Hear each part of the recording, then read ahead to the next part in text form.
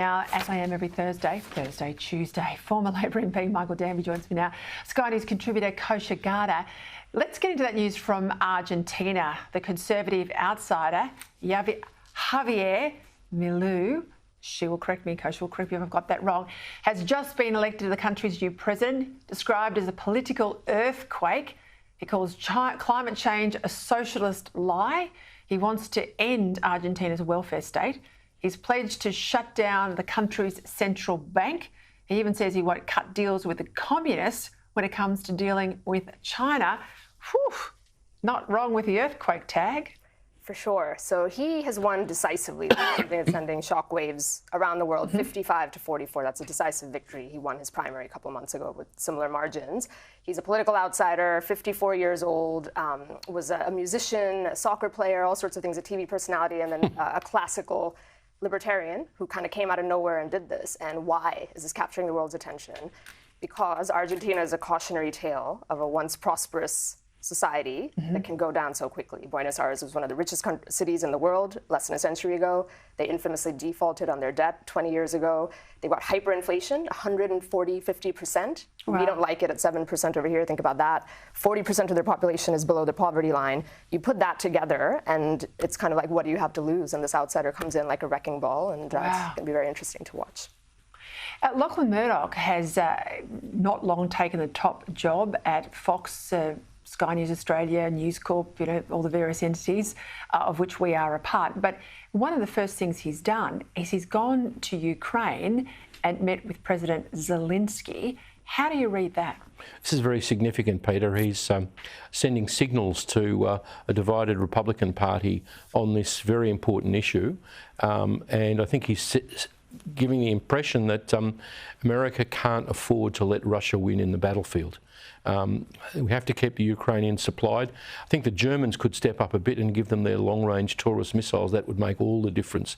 But they're doing very well on the Dnieper, on the river, and the Russian Navy has had to withdraw from the Crimean Peninsula because of those long-range American missiles.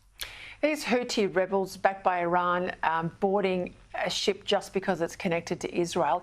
Is this a widening out of what we're seeing in the Middle East? I think so. It sounds like that Middle East issue is a flashpoint, and the tentacles of it are just expanding ever more everywhere, domestically with all sorts of protests that we're looking at, like you covered in your previous segment, as well as militarily and just the way we see the geopolitical landscape realigning. I think just much more to come. It's hard to figure out allegiances. People are shifting sides, even that formerly we wouldn't think would do so, and it's getting messy.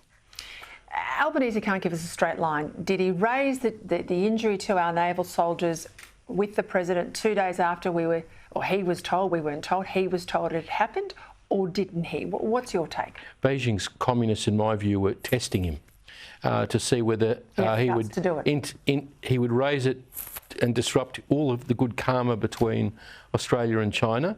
And if he didn't, it's a mistake, Albo, because they'll push us further on something next time. They've already done the laser on the Australian aircraft, sonaring our Australian Navy divers.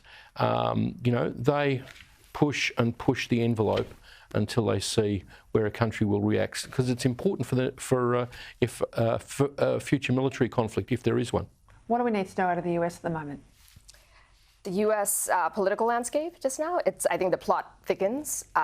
The lawsuits and all that continue. There's all sorts of mechanisms to try and keep Trump off the ballot that are happening, and they might fail, but that constant push is over there. On the Biden side, I think other people are circling because he's in trouble in the polls, including traditionally loyal groups like the youth or black men, groups like that are shifting several polls. And then there's this whole idea of the third party candidate. There's actually a lot of them are popping up right now, or potentially might pop up, and they won't win, but they really could be material spoilers in a landscape that's so divided. The margin of victory is going to be very thin for whoever wins. So it's unprecedented, hard for anybody to predict what's going to happen, and buckle up. 15 seconds, take us home, Michael. Houthi schmooties, it's all Iran. That's a part of the tentacle that Kosha was describing. They're really everywhere, and the Americans must stand up to them at some point. Wow. All right. It gets scarier by the day.